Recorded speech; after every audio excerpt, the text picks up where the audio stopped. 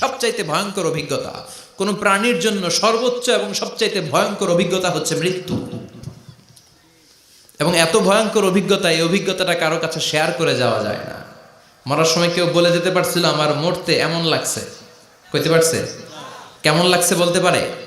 বলা যায় না। তার আগেই চলে যেতে হয় শৈশব, কৈশোর, যৌবন, বার্ধক্য, প্রৌঢ়ত্ব, হ্যাঁ, বয়সের ছাপ, কালো চুল দাড়ি সাদা হয়ে যাওয়া, দাড়ি চুলের শুভ্রতা, দুর্বলতা। This is the circle of life. ছোট্ট ছিলাম, বড় হলাম, সিঙ্গেল ছিলাম, ডাবল হলাম, তারপরে বাবা হলাম, তারপরে শ্বশুর হলাম, তারপরে নানা হলাম, তারপরে চলে যেতে হবে। This is the circle of life. বিশ্বনবী বললেন আমারু উম্মতি মা বাইনা সিত্তিনা ইলা সাবঈন, আমার উম্মতের গড় বয়স হলো 60 থেকে 70। এই উম্মতের গড় বয়স কত? 60 থেকে 70। ওয়া আকাল্লুহুম মাইয়াজুজু জালিক, অল্প কিছু মানুষ আছে যারা 70-এর বেশি হায়াত পায়। এখানে 70-এর বেশি আছেন কারা? হাত তোলেন দেখি তো। কয়জন? একজন, দুইজন, তিনজন। মাশাআল্লাহ, আল্লাহ আরো হায়াত দেখ, আল্লাহ এদেরকে আরো হায়াত দারাজ করুক। চিল্লায় বলেন আমিন। তার মানে আমার উম্মতি মা বাইনা সিত্তিন ইলা সাবঈন, বিশ্বনবী বললেন এই উম্মতের গড় বয়স 60 থেকে 70, আর 70-এর বেশি হায়াত পাবে। ওয়া আকাল্লুহুম মাইয়াজুজু যালিক, 70-এর বেশি পাবে হাতে গোনা, গুনে বের করে ফেলা যায় একজন, দুইজন, তিনজন, বাকি সব 60-এর আগে নাই। ঠুস চিল্লা এখন ঠিক কিনা? বাংলাদেশের গড় হায়াত কত মানুষের? 60। বিশ্বনবীর কথার সাথে মিলে গেছে, চিল্লায় পড়েন সুবহানাল্লাহ। এই জন্য বিশ্বনবী বলেন এই যে মুরব্বীদের দাড়ি পাকে, এই যে রাস্তায় অ্যাক্সিডেন্ট হয়, এই যে ক্যান্সারে আক্রান্ত হয়ে লোকজন মারা যায়, তারপরেও কি টনক নড়ে না? এরপরেও কি বিবেকে ধরে না যে তোমাকে চলে যেতে হবে? আকসিরু যিকরা হাযিমিল লাযযাত, জীবনের সব স্বাদকে পানসা করে দেয় ওই মরণকে স্মরণ করো। মরণকে স্মরণ করলে জাহান্নাম বরণ করা লাগে না। চিল্লায় বলেন ঠিক কিনা? আবার আল্লাহ বললেন গোলাম, স্পেশাল একজন ফেরেশতা আমি মরণের জন্য সিলেক্ট করলাম, নাম মালাকুল মাউত। তাকে আমরা আজরাইল বলে চিনি। এই মালাকুল মাউত তার বাহিনী নিয়ে নির্ধারিত টাইমে গোটা বিশ্বের সব মানুষের রূহ কবজ করে। অন টাইম নাকি দেরি করে? মালাকুল মাউত আগেও আসে না, পরেও আসে না। সুবহানাল্লাহ পড়েন। সাইয়েদনা সুলাইমান আলাইহিস সালামের জামানাতে ওনার এক ওয়াজির ছিল, মন্ত্রী। ওই মন্ত্রীকে নিয়ে উনি বৈঠক করতেন। ওনার সময় উনি মালাকুল মাউতের সাথে বৈঠক করতেন। শুনতেছেন? আপনাদের মনোযোগ আছে তো? উনি বৈঠকে বসেছেন, মালাকুল মাউতও বসা, ওয়াজিরও বসা। হঠাৎ মালাকুল মাউত ওয়াজিরের দিকে বড় বড় চোখ করে তাকাচ্ছে। বড় বড় চোখ করে তাকানোতে ওয়াজির ভয় পেয়েছে। হঠাৎ মালাকুল মাউত চলে গেল। ওয়াজির বলে ও সুলাইমান আলাইহিস সালাম, এই যে লোকটা বড় বড় চোখ করে আমার দিকে তাকালো, এটা কে? সাইয়েদনা সুলাইমান বলে হাদা মালাকুল মাউত। যে বর্ণনাটা বলছে এটা হাদিস না, এটা হচ্ছে ইসরাইলিয়া, জিউস ট্র্যাডিশন। কোরআন হাদিসের সাথে কোনো দ্বন্দ্ব নাই, তাই বর্ণনা করা যাবে। বিষ্ণু বলেছেন বাল্লিগু আন্নি ওয়ালাউ আয়া, আবার বলেছেন ওয়া হাদিসু আন বনি ইসরাইল ওয়ালা হারাজ। বনি ইসরাইলের ট্র্যাডিশন বর্ণনা করো, জিউস ট্র্যাডিশন বর্ণনা করো, এতে কোনো সমস্যা নাই। ওয়াজির বলে ও সাইয়েদনা সুলাইমান, বড় বড় চোখ করে যে তাকালো লোকটাকে? সাইয়েদনা সুলাইমান বলে হাদা মালাকুল মাউত, এটা মৃত্যুর ফেরেশতা। ওয়াজিরের কলিজায় পানি নাই। এটা কি ফেরেশতা? শুনে তো পিলে চমকে গিয়েছে। কয় কি? মালাকুল মাউত তো আমার চিনে ফেলাইছে, বাড়ি চিনে ফেলছে, আমার খবর আছে। সাইয়েদনা সুলাইমান আলাইহিস সালাম জিনদেরকে দিয়ে কাজ করাতেন, মেঘমালাকে দিয়ে কাজ করাতেন, বিশাল সিংহাসন নিয়ে পৃথিবীর প্রাচ্য থেকে পাশ্চাত্যে ঘুরে বেড়াতেন। সাইয়েদনা সুলাইমানকে ওয়াজির বলে ও সুলাইমান, মেঘমালাকে আদেশ করে দেন আমি আর এই ফিলিস্তিনের ভূখণ্ডে থাকতে চাই না। আকাশের মেঘমালার উপরে আমারে বসিয়ে দেন, আর বলে দেন আমারে নিয়ে যেন আকাশের মেঘমালা হিন্দুস্তানের ওই দূর পর্বতে রেখে আসে। আকসা আল হিন্দ, হিন্দের সবচেয়ে দূরবর্তী জায়গায় যেন আমার রেখে আসে। সাইয়েদনা সুলাইমান বললেন আকাশের মেঘ যাও, আমার ওয়াজিরকে নিয়ে হিন্দুস্তানের একটা উপদ্বীপে রেখে আসো। রেখে আসা হলো। কিছুক্ষণ পর মালাকুল মাউত সাইয়েদনা সুলাইমানের কাছে হাজির। সাইয়েদনা সুলাইমান বললেন, ও মালাকুল মাউত কই ছিলা? কই একটু আগে হিন্দুস্তান থেকে আপনার ওজিরের রুহু কবজ করে আসছি। সুবহানাল্লাহ পড়েন। এটা আবার কেমন কথা, তুমি ওইখানে গেলা কেন? কয় রব্বুল আলামিন কিছুক্ষণ আগে আমার কাছে পায়গাম পাঠিয়েছে, যাও সাইয়েদনা সুলাইমানের ওয়াজিরের রুহুটা কবজ করো। কবজ করার জায়গা হলো হিন্দুস্তানের উপদ্বীপ। কোন জায়গায়? মালাকুল মাউত এসে দেখে সুলাইমান নবীর সাথে মিটিং করে। ওয়াজির কার সাথে মিটিং করে? সুলাইমান নবীর সাথে। কিন্তু ফরমানে লেখা রুহু কবজ করতে হবে কোথায়? হিন্দুস্তানে। সুবহানাল্লাহ কইবেন না? এই জন্য বড় বড় চোখ করে আমি তাকিয়েছি আর মনে মনে ভাবলাম টাইম তো নাই, কারণ মৃত্যু তো অন টাইমে হতে হয়, এখনই ওর রুহু কবজ করতে হবে। কেমন করে ওইখানে যাবে আমি জানি না, আমি আগে চলে যাই। মালাকুল মাউত চলে গেল, যে দেখে ওই জায়গায় ওয়াজিরও হাজির। সাথে সাথে রুহু কবজ করে আল্লাহর কাছে চলে গিয়েছে। পড়েন সুবহানাল্লাহ। এজন্য আল্লাহ বললেন, মালাকুল মাউত আমি নির্ধারণ করে দিয়েছি, পৃথিবীর প্রতিটি মানুষ মালাকুল মাউতকে দেখবে, চাক্ষুষ দেখবে, ভালো হলেও দেখবে, খারাপ হলেও দেখবে। কার কথা? ভালো মানুষ যদি হয়, আল্লাহওয়ালা যদি হয়, ইসলাম প্রিয় যদি হয়, ডানপন্থী যদি হয়, মৃত্যুর সময় মালাকুল মাউত আলা সূরাতি শাবিন আলা আহসানি সূরা, একজন যুবকের আকৃতিতে চমৎকার ধবধবে সাদা একটা জুব্বা পরে, জান্নাত থেকে জান্নাতি কাফন নিয়ে, হানুত মিন হানুতিল জান্নাহ, জান্নাতের সুগন্ধি নিয়ে মুমূর্ষু রোগীর মাথার সামনে এসে বসে যায় আর দেহটার ইঙ্গিত করে বলে, ইয়া আইয়াতুহান নাফসুত তাইয়্যিবা, ও পবিত্র আত্মা। আরেক বর্ণনায় এসেছে, ইয়া আইয়াতুহান নাফসুল মুতমাইন্নাহ, ও প্রশান্ত আত্মা, উখরুজি ইলা মাগফিরাতিম মিনাল্লাহ, আল্লাহর ক্ষমার দিকে বের হয়ে আসো। উখরুজি ইলা মাগফিরাতিম মিনাল্লাহি ওয়া রিদওয়ান, আল্লাহর ক্ষমার সন্তুষ্টির দিকে রুহুটা বের হয়ে আসো। স্মুথলি বলার সাথে সাথে মুমিনের দেহ থেকে রুহুটা বের হয়ে আজরাইলের হাতে চলে যায়। স্মুথলি বলার সাথে সাথে স্বাচ্ছন্দ্যে আনন্দে মুমিনের দেহ থেকে রুহুটা সা করে বের হয়ে মালাকুল মাউতের হাতে এসে পড়ে। পড়েন সুবহানাল্লাহ। আল্লাহ এমন মৃত্যু তুমি আমাদের নসিবে রেখে দিও, চিৎকার করে পড়েন আমিন। আর যারা ইসলাম মানে নাই, আর যারা কোরআন মানে নাই, আর যারা দিন কায়েমের আন্দোলন করে নাই, দিনকে ভালোবাসে নাই, বাম আর রামপন্থী ছিল, নাস্তিক ছিল, ইসলাম বিরোধী ছিল, তাদের কাছেও মালাকুল মাউত আসে কি আসে না? চিল্লায় বলে না, আসে কি আসে না? তাদের কাছেও আসে, কিন্তু আলা সূরাতি আকবাহি রাজুল, একজনের চেহারা যত ভয়ঙ্কর হতে পারে, যত নিকৃষ্ট হতে পারে, এরকম ভয়ঙ্করতম নিকৃষ্ট দুর্গন্ধওয়ালা একটা চেহারা নিয়ে আসে।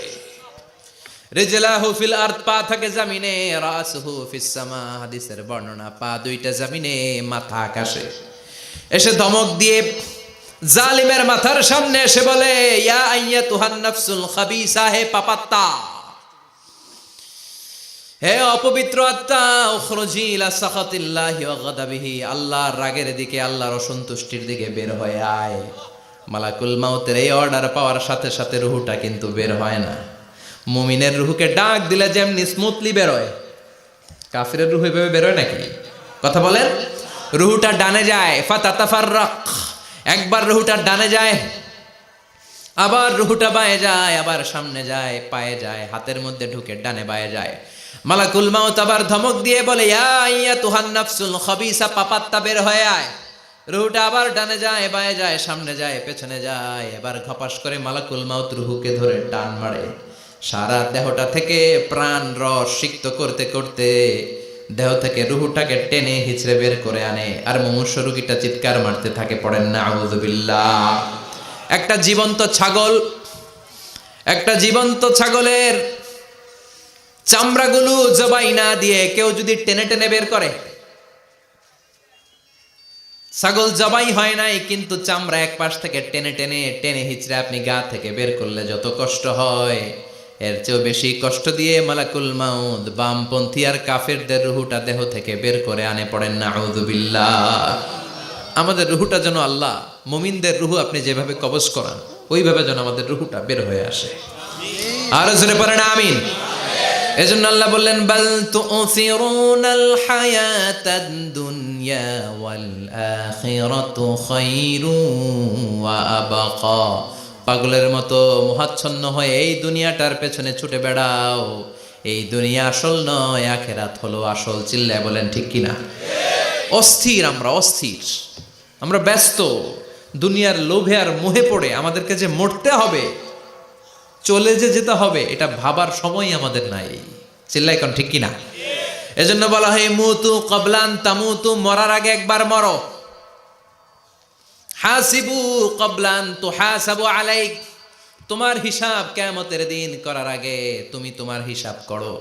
জীবনে কি কি পাপ করেছি আমি জানি, আমার চেয়ে ভালো কেউ জানে না। চিল্লায় বলেন ঠিক কিনা? কি কি অন্যায় করেছি আমার হৃদয়ের মধ্যে কথাগুলো আছে না নাই? পৃথিবীর কেউ না জানলেও আমি জানি কি জানি না। এজন্য হাসিবু ক্বাবলান তুহাসাবু আলাইক, তোমার হিসাব বসার আগে নিজে হিসাব করো কি কি করলা।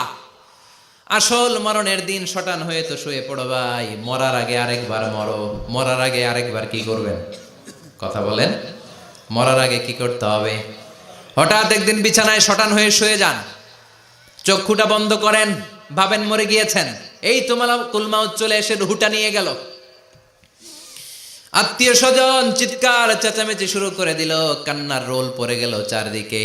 মাইকের মধ্য দিয়ে, মসজিদের মাইকে অ্যানাউন্স হয়, অমুক এলাকার নিবাসী অমুক ভাই আমাদের মধ্যে দুনিয়ায় নাই, তার জানাজা হবে এশার নামাজের পর। সবাই এসে রুহের মাগফিরাত করেন। সবাই আপনারে দেখতে আসবে, কেঁদে কেঁদে লোকজন আপনারে কবর দিতে আসবে। চিল্লায় বলেন ঠিক কিনা?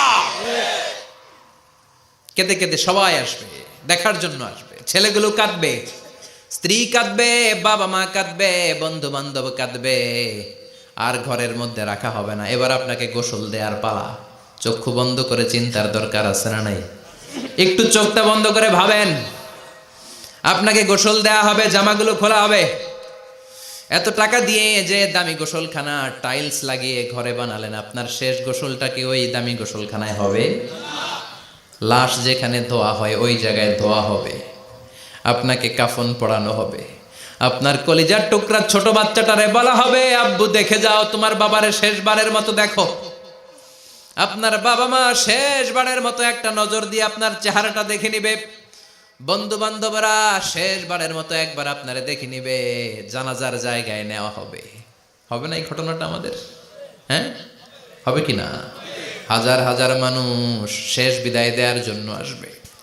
চারটা তাকবীর দিয়ে ইমাম নামাজ শুরু করবে। আল্লাহু আকবার, আল্লাহু আকবার, আল্লাহু আকবার, আল্লাহু আকবার বলে নামাজ শুরু করবে। নামাজ শেষ। এবার পালকিতে করে কবরে যাওয়ার পালা। আহা, যেতেই হবে, যেতেই হবে। পালকিতে করে লোকজন নিতে শুরু করবে। কবরস্থানের ওই জায়গায় যেখানে মানুষ বছরে মানুষ না মরলে যায় না, ওই গহীন নিঝুম কবরস্থানে ঢুকানো হবে। পালঙ্ক থেকে নামিয়ে আপনার জন্য করে রাখা আগ থেকে কবরটার মধ্যে শুইয়ে দেয়া হবে।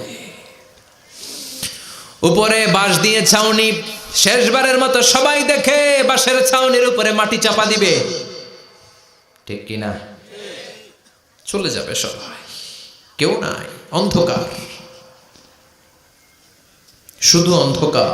এই অন্ধকার যেন শেষ হতে চায় না। এই ঘটনা ঘটবে না আমাদের? কথা বলেন, ঘটবে কিনা? এজন্য মরার আগে এগুলো চিন্তার দরকার আছে না নাই? মরার আগে আরেকবার মরার দরকার আছে না নাই? এজন্য রব্বুল আলামিন বলেন, বাল তুসিরুনাল হায়াতাদ দুনিয়া ওয়াল আখিরাতু খায়রুন ওয়া আবকা। এই দুনিয়ার জীবনটাকে তোমরা আসল জীবন মনে করো, এটা আসল জীবন নয়। আসল জীবন হলো কবরের জীবন। চিল্লায় বলেন ঠিক কিনা? এজন্য লাইফটা হলো one time, one chance. Second কোনো চান্স আপনাকে দেয়া হবে নাকি? কাফেররা বলবে, ইয়া রাব্বি আরেকটা সুযোগ দেন। লাউ আন্না লানা কাররা ইয়ানি মাররা, আল্লাহর একটা সুযোগ যদি পেতাম দুনিয়াতে ভালো করে আসতাম। আল্লাহ বলবেন, ইন্নাহা কালিমাতুন কাইলুহা, এটা শুধু তাদের মুখের কথা। তাদেরকে আবার সুযোগ দিলেও তারা কিচ্ছু করবে না। চিল্লায় এখন ঠিক কিনা? এজন্য একটা চান্স আমরা পেয়েছি, এই দুনিয়ার ওয়ান চান্সে আমরা ভয় পাবো একজনকে। চিল্লায় বলেন তিনি কে? এজন্য যেতে আমাদেরকে হবে। এই মরণ থেকে পালানোর কোনো সুযোগ কেউ পালাতে পারে নাই। এই মরণ হলো আখিরাতের প্রবেশদ্বার। মরণ নামক পালকিতে চড়ে আমরা কবরের ভেতরে ঢুকি। মরণ হলো প্রথম পর্ব, কবর হলো দ্বিতীয় পর্ব। যেরকম ঠিক কিনা? এজন্য বিশ্বনবী বললেন, আল কবর রাউদাতুম মিন রিয়াদিল জান্নাহ আও হুফরাতুম মিন হুফারিন নার। কবর হলো কারো জন্য জান্নাতের বাগান, কারো জন্য জাহান্নামের গর্ত। আমরা বলি, আল্লাহ আমাদের কবরটারে জান্নাতের বাগান বানাও। আরো জোরে পড়েন আমিন। আবার বিশ্বনবী বললেন, ইন্নাল কবরা আউয়াল মানজিল মিন মানাজিলিল আখিরাহ। কবর হলো আখিরাতের মানজিলগুলোর প্রথম মানজিল। আখিরাতে একটার পরে একটা অনেকগুলো স্টেশন আপনাকে পার হতে হবে। প্রথম স্টেশনটার নাম হলো কবর। প্রথম স্টেশনের নাম কি? এই কবর নামক স্টেশনে যদি আপনি মাফ পেয়ে যান, সামনের সব স্টেশনগুলোতে মাফের ব্যবস্থা করবে কে? আল্লাহ। আর কবর নামক স্টেশনে যদি ধরা খেয়ে যান, আপনার মায়ের আছে না নাই? লাশটাকে যখন রাখা হয়, লাশটা চিনে কে আমারে রাখলো, কে আমাকে ধৌত করলো, কে আমারে কাফন পড়ালো। এজন্য বিশ্বনবী বলেছেন, মুমূর্ষের সামনে বসে বসে পড়ো, লা ইলাহা ইল্লাল্লাহু মুহাম্মাদুর রাসূলুল্লাহ। লাকিনু মাউতাকুম লা ইলাহা ইল্লাল্লাহ। মুমূর্ষের সামনে দাঁড়িয়ে দাঁড়িয়ে পড়ো, লা ইলাহা ইল্লাল্লাহ। এই লা ইলাহা হচ্ছে জীবিতদের জন্য কালিমা, আর আমরা মরার পরে এই জিকির করি। ঠিক কি না? আমাদের দেশের অনেক জায়গায় লাশ নিয়ে কবরে যাওয়ার সময় লা ইলাহা পড়ে না। না, এটা আগের জিকির, মরার আগের জিকির। মরার আগে আপনাকে অ্যানাউন্সমেন্ট দিতে হবে, আল্লাহ ছাড়া কোনো ইলাহ নাই, বিশ্বনবী হচ্ছেন শেষ নবী এবং রসুল। চিল্লায় বলেন ঠিক কি না?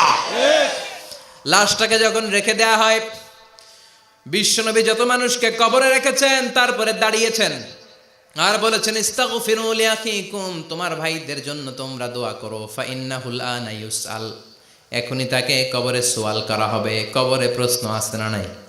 কথা বলেন। বিশ্বনবী খাদিজাতুল কুবরা, ওনার প্রথম স্ত্রী খাদিজাতুল কুবরা তাহেরাকে কবরের মধ্যে রেখে দিয়ে কাঁদতে শুরু করলেন। চোখের পানি ছেড়ে অনেক দোয়া করলেন। দোয়া শেষে সব সাহাবারা ঘরে ফিরে যায়, বিশ্বনবী যায় না। সাইয়েদনা আবু বকর বললেন, ও নবী চলেন ঘরে যাই। অনেক তো দোয়া করলেন। বিশ্বনবী বললেন, আবু বকর তুমি যাও, আমি যাব না। এইটা সাধারণ মহিলা না, এটা বিপদের দিনের সঙ্গিনী খাদিজা। মক্কায় যখন আমার কেউ ছিল না, খাদিজা আমারে ভুলে নাই। 3 বছর কাফিররা আমাকে জেলখানায় বন্দি রেখেছে, নাম শিয়াবে আবি তালেবের জেলখানা। আমার স্ত্রী ওই জেলখানার জীবনেও আমারে ছাড়ে নাই। আমার সাথে 3 বছর খাদিজাও জেল খেটেছে। এই একটাই মহিলা, যেই মহিলাকে আল্লাহ আরশের উপর থেকে সালাম দিয়েছে, মহিলাটার নাম খাদিজা। আল্লাহু আকবার। আমার সব সন্তান আল্লাহ খাদিজার পেট থেকে দিয়েছে। ফাতেমাতুজ জোহরা খাদিজার মেয়ে, জাইনাব খাদিজার মেয়ে, উম্মে কুলসুম খাদিজার মেয়ে, রুকাইয়া খাদিজার মেয়ে, আবুল কাসেম বিশ্বনবীর ছেলে খাদিজার ছেলে, আব্দুল্লাহ যাকে তাইয়্যিব এবং তাহের নামে আমরা চিনি, সেও খাদিজার ছেলে। সুবহানাল্লাহ। ও আবু বকর, আমার এই কলিজার টুকরা প্রিয়তমা খাদিজারে রেখে দিয়ে কেমনে বাসায় যায়? তুমি যাও, আমি দাঁড়িয়ে থাকবো। এখনই মুনকার নাকির এসে খাদিজারে প্রশ্ন করবে, আমি দেখবো খাদিজা উত্তর দিতে পারে কিনা। আর প্রশ্নের উত্তর যদি ভুল করে ফেলে, কবরের উপর থেকে আমি নিজে প্রশ্নের উত্তর দিয়ে দেব। সাইয়েদনা জিব্রাইল বললেন, নবী আপনার আর দাঁড়িয়ে থাকার দরকার নাই, আবু বকরের সাথে ঘরে চলে যান। আল্লাহ জানিয়ে দিয়েছে, খাদিজার কবরের প্রশ্নে যদি কোনো সমস্যা হয়, আরশের উপর থেকে খাদিজার প্রশ্নের জবাব আল্লাহ নিজে দিয়ে দিবে। এজন্য কবরের আযাব থেকে বিশ্বনবী পানাহ চেয়েছেন। বিশ্বনবী বলেছেন, আল্লাহুম্মা ইন্না নাউযু বিকা মিন আযাবিল কবর। ও আল্লাহ, কবরের আযাব থেকে তুমি আমাদেরকে বাঁচাও। পড়েন আমিন। কবরে মুমিনদেরকে 4টা প্রশ্ন করা হবে, কাফিরদেরকে 3টা প্রশ্ন। চিৎকার করে বলেন, মুমিনের প্রশ্ন কয়টা? আর জোরে বলেন। প্রথম প্রশ্ন, মার রব্বুক, তোর রবের নাম কি? আমরা কি বলবো? আল্লাহ আমারে রব, এই রবি আমার সব, দমে দমে তনু মনে তারি অনুভব। আল্লাহ আমারে রব, এই রবি আমার সব। পড়েন আমিন। দ্বিতীয় প্রশ্ন, আমার দিন, উত্তর দিনের নাম কি? ধর্মের নাম কি? তৃতীয় প্রশ্ন, আমান হাদার রাজুল, এই লোকটাকে কে? আমরা বলবো মুহাম্মদ সাল্লাল্লাহু। 3টা প্রশ্নের উত্তর যখন আপনি কবরে করে দিতে পারবেন, অতিরিক্ত একটা প্রশ্ন, ওয়ামা ইলমুক, এই যে 3টা প্রশ্নের উত্তর পাল্লা, কেমন করে উত্তর জানলা? কোত্থেকে শিখেছ? নকল করে আনছো কাফনের কাপড়ে? পরীক্ষার হলে নকল আছে না নাই? হাতে নকল আছে না? পায়ে নকল, মোজার ভিতরে নকল আছে না নাই? মোবাইলে নকল আছে না নাই? নকল থেকে আল্লাহ তুমি বাঁচাও। আরো আসতে কোন আমি। কিভাবে জানলা? কেমন করে? 3টা প্রশ্নের উত্তর শিখলা। What is the source of your knowledge? তথ্যসূত্র কি? আপনাকে বলতে হবে আমি যেই কিতাবটা থেকে শিখেছি কিতাবটার নাম কি? চিল্লায় বলেন কি নাম? এই কিতাবটা হলো কোরআন। আপনাকে বলতে হবে কোরআন থেকে আমি শিখেছি, বিশ্বনবীর হাদিস থেকে আমি শিখেছি। 4টা প্রশ্নের উত্তর যখন পারবেন, ফেরেশতারা বলবে আহলান সাহালান, খোশ আমদেদ, কংগ্রেচুলেশন, বাহ বাহ, তুমি তো চমৎকার পেরেছো। ফায়ুফসাহু লাহু কবরুহু 70 যিরাআন, মুমিন বান্দার কবরটা 70 হাত লম্বা করে দেয়া হবে। ইফতাহু লাহু বাবুন ইলাল জান্নাত, জান্নাতের দিকে তার কবর থেকে একটা দরজা বানিয়ে দেয়া হবে। জান্নাতের সুঘ্রাণ ঠান্ডা বাতাস এসে তার কবরের ভিতরে ঢুকতে শুরু করবে।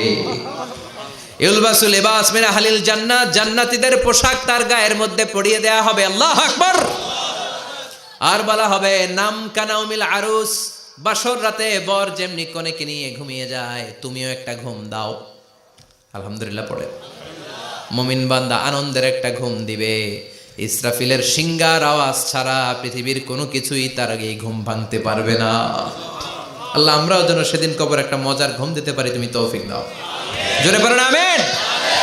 এবার বামপন্থী নাস্তিক আর কাফেরদের পালা, ইসলাম বিদ্বেষীদের পালা, আলেম ওলামাদের শত্রুদের পালা, ইসলামকে যারা বিজয়ী শক্তি হিসেবে মানতে পারে নাই তাদের পালা। চিল্লায় এখন ঠিক কিনা?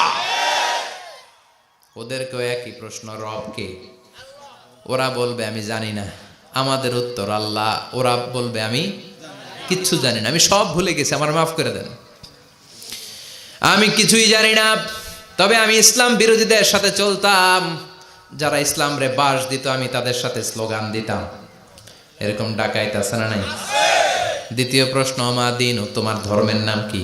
কয় আমার ধর্ম নাই, আমার ধর্ম কর্ম নাই, আমি খালি দুনিয়াকে মজা লেলো, দুনিয়া তোমারই হ্যায়, আমি খালি দুম্মা চলে দুম। আছে না নাই? আমি শুধু মৌজ মাস্তিতে ব্যস্ত ছিলাম, আমার দুনিয়া নাই, দিন নাই, আখেরাত নাই, রবকে আমি জানি না, ধর্মকে জানি না।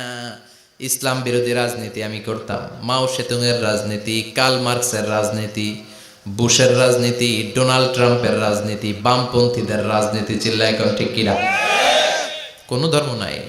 এই লোকটাকে চিনো কিনা বলো। বিশ্বনবীর চেহারা দেখিয়ে বলা হবে এই লোকটাকে, কয় জানি না। এরে আমি মানতাম না, এরে আমি গালে দিতাম। এরকম জাহান্নামের নরকীট আর পিতৃ পরিচয়হীন জারদ সন্তান বাংলার দেশেও আছে না নাই?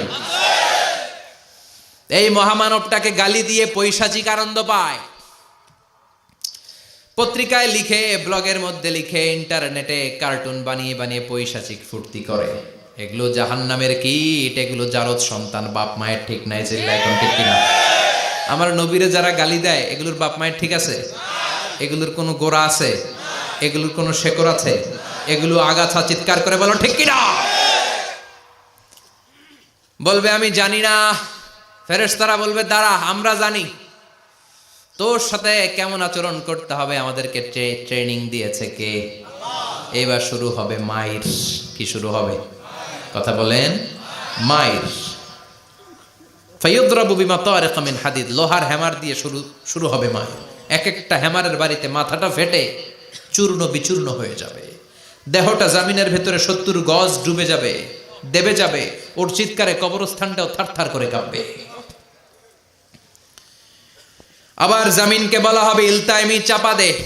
জামিনে ঢুকে যাওয়ার পরে জামিনের এপাশ থেকে একটা চাপা, মাটি চাপা, বাম দিক থেকে মাটি চাপা, 2 চাপায় ডান দিকের পাজর বায়ে চলে যাবে, বাম দিকের পাজর ডানে চলে আসবে। ওর চিৎকারে কবরস্থানটা থার থার করে কাঁপবে। আল্লাহ এই ধরনের পরিস্থিতি থেকে তুমি আমাদেরকে বাঁচাও। আরো চিৎকার করে বলে না আমিন। এজন্য কবরের এই প্রস্তুতি নেওয়ার দরকার আছে না নাই? কোরআনের পক্ষে থাকার দরকার আছে না নাই? ইসলামের পক্ষে থাকার দরকার আছে না নাই? ইসলামী আন্দোলনের সাথে থাকার দরকার আছে না নাই? ইসলামের বিজয় চাওয়ার দরকার আছে না নাই? যে লোক ইসলামের বিজয় চায় না, যে লোক চায় না ইসলাম দিয়ে দেশ শাসিত হোক, যে লোক চায় না কোরআনটা সংসদ ভবনে নেতৃত্ব দেখ, তার অন্তরে ঈমান থাকতে পারে নাকি? এই জন্য মৃত্যু থেকে যতই পালিয়ে বেঁচে থাকতে পারবা নাকি? পারা যাবে? চিল্লায় বলেন। কোন নবীরা পারছে? আদম আলাইহিস সালাম মৃত্যু থেকে বেঁচে গেছে না? মরছে? কথা বলেন না। উনি পৃথিবীর একমাত্র মানুষ যিনি জানতেন যে উনি কতদিন বাঁচবেন। সুবহানাল্লাহ পড়েন। উনি জানতেন উনি কতদিন বাঁচবেন। কেন আল্লাহ জানালেন? এর কারণ মৃত্যু কি এটা উনি জানেই না, কেমনে মরে দেখেই নাই, কষ্ট কি জানে না। আমরা আমাদের দাদাকে মরতে দেখেছি, বাবাকে মরতে দেখেছি, মামাকে মরতে দেখেছি, মরণের কত কষ্ট আমরা দেখি, এজন্য ভয় আছে না নাই? আদম আলাইহিস সালামের দাদা আছে নাকি? বাবা, মামা, খালু, শালা আছে? নাই। এজন্য মৃত্যু যে কেমন এটা উনি জানতেন না। এজন্য আল্লাহ জানিয়ে দিলেন, আদম পৃথিবীতে তুমি 1000 বছর বাঁচবা। আলফু সানা লাম্মা খালাকাল্লাহু আদম ওয়া কানা তুলুহু 60 যিরাআন। বুখারীর বর্ণনা, সাইয়েদনা আদম আলাইহিস সালামকে বানানোর পরে আল্লাহ 60 হাত লম্বা বানালেন। কয় হাত? জোরে বলেন, আরো জোরে। 60 হাত লম্বা। এরপরে ওনার ঔরসে পৃথিবীতে যত নারী আসবে, পুরুষ আসবে রুহের জগতে, সবগুলো রুহুকে বসিয়ে দিলেন বৈঠকে। সুবহানাল্লাহ। বিশাল কনফারেন্স রুম। আমরাও ছিলাম না? আমাদের রুহুটাও ছিল। সাইয়েদনা আদম বললেন, আল্লাহ এরা কারা? আল্লাহ বললেন, আদম এগুলো সব তোমার সন্তান। সাইয়েদনা আদম অবাক দৃষ্টিতে, অপলক নয়নে নিজের সন্তানদের রুহগুলো দেখতেছিলেন। দেখতে দেখতে হঠাৎ একটা রুহুকে ভালো লেগে গেল। বললেন, আল্লাহ এটা কার রুহু? আল্লাহ বললেন, এটা দাউদ আলাইহিস সালামের রুহু। পড়েন সুবহানাল্লাহ। আল্লাহ এটাকে দেখতে বড় ভালো লাগে, কার রুহু? এটা তোমার ছেলে নবী হবে, নবী দাউদের রুহু। কাম উমরুহ, আল্লাহ দুনিয়াতে সে কয়দিন বাঁচবে? আল্লাহ বললেন, 40 সানা, 40 বছর। কয় বছর? সবাই বলেন, কয় বছর? 40 বছর। সাইয়েদনা আদম বললেন, মাবুদ আমার এত সুন্দর কলিজার টুকরা সন্তান দাউদ আলাইহিস সালামকে দুনিয়াতে মাত্র 40 বছর আপনি কেন দিলেন? আল্লাহ প্রথম মানুষ এবং নবী হিসেবে আপনার কাছে ফরিয়াদ করি, আমার ছেলে দাউদের বয়স বাড়ায়া দেন। আল্লাহ কয়, না, হাদা কদ কুতিবা, এটা লেখা হয়ে গেছে। রুফিআতিল আকলাম ওয়া জাফফাতিস সুহুফ, লিখে ফেলছি, কলম শুকায় গেছে, কালি শুকায় গেছে, এটা চেঞ্জ করা যাবে? সাইয়েদনা আদম বললেন, আল্লাহ আমি বাঁচমু কয় বছর? কয় তুমি থাকবা কয় বছর? আলফু সানা, 1000 বছর। মনে আছে? আল্লাহ আমার 1000 বছরের দরকার নাই, আমি আমার 1000 বছর থেকে 60 বছর আমার ছেলে দাউদরে আমি দিয়ে দিলাম। আদম আলাইহিস সালামের 1000 বছর থেকে 60 বছর যদি দান করে দেয়, ওনার আর কত রইল? 940। আর 60 বছর যদি দাউদ নবীর 40 বছরের সাথে যোগ দেয়া হয়, উনি পেলেন কয় বছর? 100। সাইয়েদনা আদম পৃথিবীতে আসলেন, এসে থাকতে শুরু করলেন। দিন গড়িয়ে রাত আসে, মাস গড়িয়ে বছর আসে, বছর যায় বছর আসে। ঠিক 940 বছর পর মালাকুল মাউত আদম আলাইহিস সালামের কাছে আসলেন।